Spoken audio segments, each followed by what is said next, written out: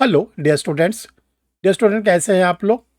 आज आप लोग को जो वीडियो दिया जा रहा है वो आप लोग को ये बताया जा रहा है कि जो यूपी में एपीओ की वैकेंसी आ चुकी है, आप लोग फॉर्म भरना शुरू कर दिए हैं और जो 182 वैकेंसी आई है उसका जो प्रीलिम्स का एग्जामिनेशंस है, उस एग्जामिनेशंस में जो आप कितने मार्क्स को स्कोर करें मिनिमम, ताकि आपका प्रीलिम्स एग्जामिनेशन निकल जाए।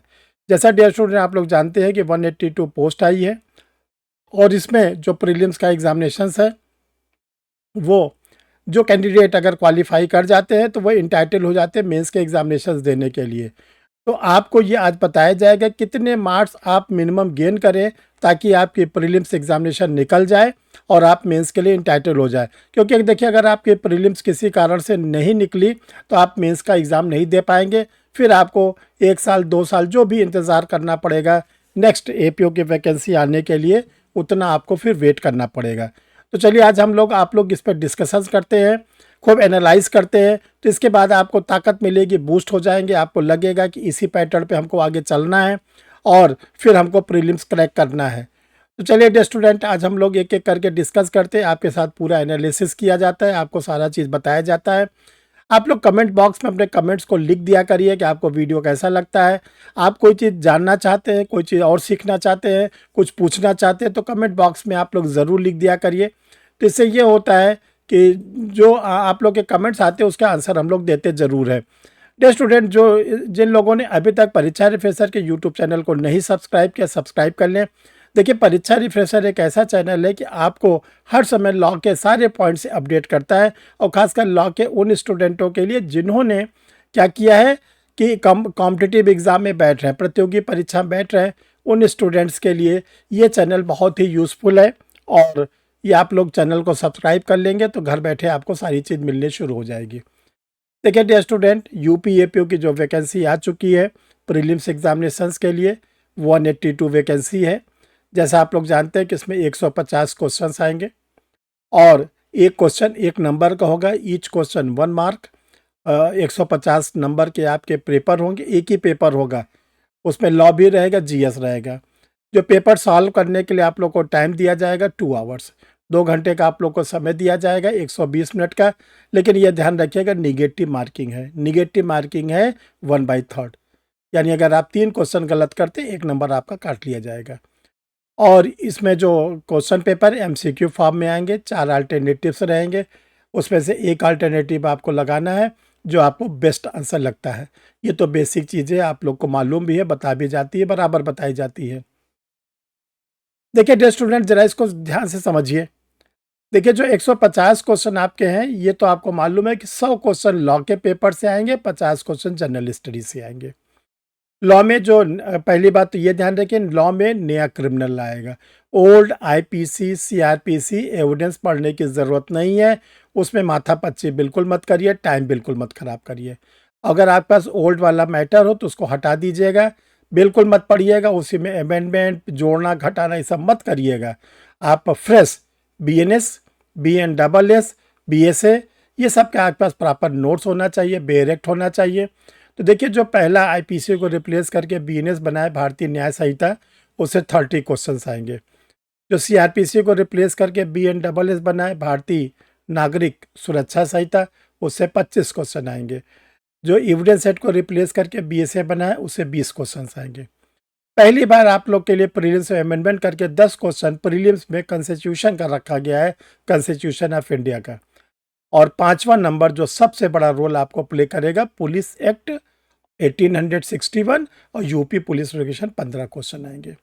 देखिए डियर स्टूडेंट, इसमें आपको सबसे पहले क्या करना है, क्रिमिनल लॉ पे तो कमांड करना ही करना है। बीएनएस, बीएनडबलएस, बीएसए और आपका जो बीएनएस है, और इसके सारे केस लॉस को पढ़िए, सेक्शन को पढ़िए, इलिस्ट्रेशन को पढ़िए, और इसके साथ साथ कॉन्स्टिट्यूशन पर आप leading cases, current cases, articles पर विशेष ध्यान, जो जो कॉन्स्टिट्यूशनल अमेंडमेंट है उस पर ध्यान। ये तो देखिए आपको करना ही करना है, क्योंकि ये आपके हाथ में 85 नंबर का है। लेकिन ये ध्यान रखिएगा, 85 के साथ 15 नंबर का बहुत बड़ा रोल है।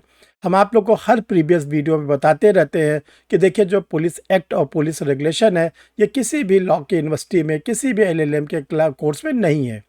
इसमें आपको ध्यान रखिएगा 2 चीज़ पढ़ना है, एक तो पुलिस एक्ट पढ़ना है जो सेंट्रल एक्ट है, और इसके बाद यूपी पुलिस रेगुलेशन पढ़ना है जो यूपी स्टेट का है।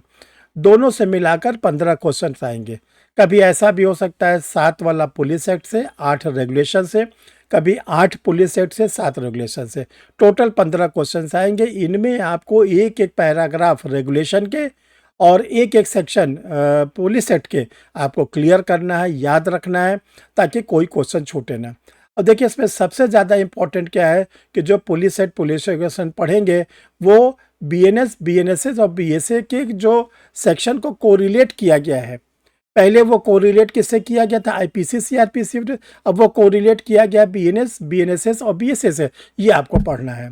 तो डियर स्टूडेंट, अगर आप इधर इतना कर लेते हैं तो आपके 100 में से हम ये उम्मीद करते हैं कि 90 से 95 के रेंज में आप आ जाएंगे, और लाना भी है अगर आपको क्वालिफाई करना है। अब आती है जनरल स्टडीज़ जो 50 नंबर के हैं। जिन स्टूडेंट के जनरल नॉलेज कमज़ोर है वो ज़्यादा फोकस करें, क्योंकि लॉ के स्टूडेंट जीएस थोड़ा कम पढ़ते हैं। तो इसमें आप हिस्ट्री पढ़ेंगे, ancient history, medieval history, modern history, national movements पढ़ेंगे, ज्योग्राफी पढ़ेंगे, पॉलिटी, करंट अफेयर्स, यूपीजी के। तो ये जो 50 नंबर का आएगा, करंट अफेयर्स पे फोकस करिए, पॉलिटी पे फोकस करिए। तो ये आप कोशिश करिए कि जो 50 नंबर है इसमें कम से कम 30 से 35 से नीचे नहीं आना चाहिए। 90 से 95 अगर लॉ में आप ले आते हैं 100 में, और 50 में अगर आप 30 से 35 लाते हैं तो आपकी कंडीशन बहुत साउंड हो जाएगी, बहुत अच्छी हो जाएगी। देखिए इस बार वैकेंसी ज़्यादा है तो ये मत सोचिएगा मेरिट नीचे आएंगे, बल्कि नंबर ऑफ़ फॉर्म ज़्यादा आएंगे। नंबर ऑफ़ फॉर्म ज़्यादा आएंगे, और 3 ईयर का जो प्रैक्टिस रूल्स लग गया है, सारे जुडिशल सर्विसेज के कैंडिडेट इसमें अपीयर हो रहे हैं। इसके साथ जो हायर जुडिशल दे रहे हैं वो भी अपीयर हो रहे हैं, क्योंकि एपीओ में जनरल कैंडिडेट के लिए ही 40 साल रखा गया है। रिजर्वेशन के कैंडिडेट के लिए छूट दिया गया है 5 साल की। तो भीड़ बहुत ज़्यादा होगी, फॉर्म बहुत ज़्यादा आएंगे, तो मेरिट भी ध्यान रखिएगा ऊपर आएगी। अब कितने मार्क्स को हम गेन करें, कितने मिनिमम मार्क्स को गेन करें, कितना मिनिमम सिक्योर करें, ये आप लोग के लिए एक एनालिसिस रखा जा रहा है। और आज ये नोट कर लीजिएगा, ये जो एनालिसिस दिया जा रहा है, जब प्रीलिम्स का रिजल्ट आएगा तो कट ऑफ इसी के रेंज में रहना चाहिए, ऐसा हम उम्मीद करते हैं। ये केवल इसलिए कितने दिन से पठन पाठन से जुड़ा गया है, देखा जाता है कि कैंडिडेट कहाँ कहाँ आ सकता है। तो आप लोग के लिए एक टेबल बनाई गई है कि जो जनरल के कैंडिडेट है वो 120 नंबर अगर लाते हैं तो अपने को सिक्योर्ड महसूस करें। ईडब्ल्यूएस वाले 115 पे सिक्योर्ड महसूस करें। जो वुमेंस हैं 118 पे अपने को सिक्योर्ड महसूस करें। अब आता है रिजर्वेशन कैटेगरी का। ओबीसी के कैंडिडेट जो हैं वो 115 पे अपने को सिक्योर्ड महसूस करें। एससी वाले 100 के लमसम में अपने को सिक्योर्ड महसूस करें, क्योंकि एससी की पोस्ट ज़्यादा है। एसटी वाले जो कैंडिडेट हैं वो 85 से 90 के रेंज में अपने को सिक्योर्ड महसूस करें।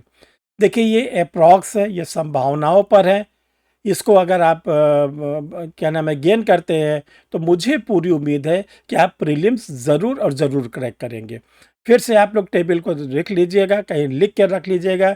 ये नंबर अगर आप गेन करते हैं तो आप मेंस के लिए इंटाइटल हो जाएंगे। तो डियर स्टूडेंट, ये आप लोग के लिए टेबल थी। देखिए डियर स्टूडेंट, जिन लोगों ने एक आप लोग के लिए एक एपीयू का नए सिलेबस के अकॉर्डिंग टेस्ट सीरीज बना दी गई है। 5 टेस्ट सीरीज है, जिसमें पूरा लॉ भी दिया गया है, पुलिस रेगुलेशन भी दिया गया, कॉन्स्टिट्यूशन भी दिया गया है, और इसके साथ साथ जनरल स्टडीज़ भी दिया गया है।